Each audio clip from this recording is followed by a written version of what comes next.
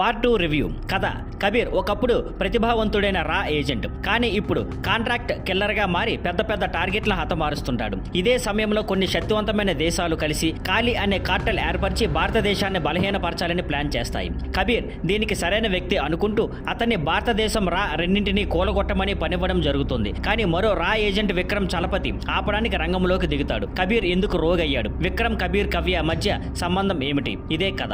Positive points: Hrithik, NTR లాంటి star actors ని కలిపి చూపించడం పెద్ద ఆకర్షణ. మొదటి భాగంలో యాక్షన్ సీన్లు బాగుంటాయి, హీరోల ఎంట్రీలు స్టైలిష్ గా తీశారు. ఇంటర్వెల్ ట్విస్ట్ సెకండ్ హాఫ్ కి హైప్ పెంచుతుంది. హృతిక్ స్టైల్, ఎన్టీఆర్ ఎనర్జీ బాగుంటాయి. కియారా ఇతరులు తమ పాత్రల మేరకు చేశారు. నెగిటివ్ పాయింట్స్: కథ రొటీన్ గా ఉండటంతో కొన్ని సీన్లు వార్ మొదటి భాగం గుర్తు చేస్తాయి. సెకండ్ హాఫ్ లో కొత్తదనం ఉన్న సీన్ ఎడ్యుకేషన్ బలహీనంగా ఉంటుంది. డ్రామా, ఎమోషన్ కి అవకాశం ఉన్న సీన్లు ఇంపాక్ట్ ఇవ్వలేకపోయాయి. క్లైమాక్స్ లో హృతిక్, ఎన్టీఆర్ ఎమోషనల్ సీన్లు బాగున్నా అప్పటికి ఆలస్యమైంది. హీరోలకు బలమైన ప్రెజెంటేషన్ దక్కలేదు. క్యాట్ అండ్ మాస్ గేమ్ సాదా సీదాగా చూపించారు. టెక్నికల్ అంశాలు: ప్రీతం పాటలు ఓకే, కానీ గుర్తుండిపోయేలా లేవు. బ్యాక్గ్రౌండ్ స్కోర్ యాక్షన్ కి బాగుంది. సలాం అనాలి పాట కొరియోగ్రఫీ అంచనాలకు తగ్గలేదు. విఎఫ్ఎక్స్ పఠాన్, టైగర్ 3 కంటే మెరుగ్గా ఉన్న బడ్జెట్ కి తగ్గ స్థాయిలో లేదు. Ayan Mukerji narration second half లో ప్లాట్ గా ఉంది. సినిమాటోగ్రఫీ ఓకే, ఎడిటింగ్ మరింత కట్టుదిట్టంగా ఉండాలి. వార్ 2 ఇటీవలి వైర్ ఆఫ్ స్పై యూనివర్స్ సినిమాల కంటే కొంచెం మెరుగ్గా ఉన్న Ayan Mukerji narration mixed feeling ఇస్తుంది. హృతిక్, ఎన్టీఆర్ నటన ఫస్ట్ హాఫ్ యాక్షన్ బాగున్నా సెకండ్ హాఫ్ లో ఇంపాక్ట్ తగ్గిపోతుంది. కథలో స్కోప్ ఉన్న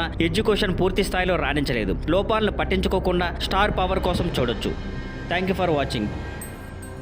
please like, share and subscribe.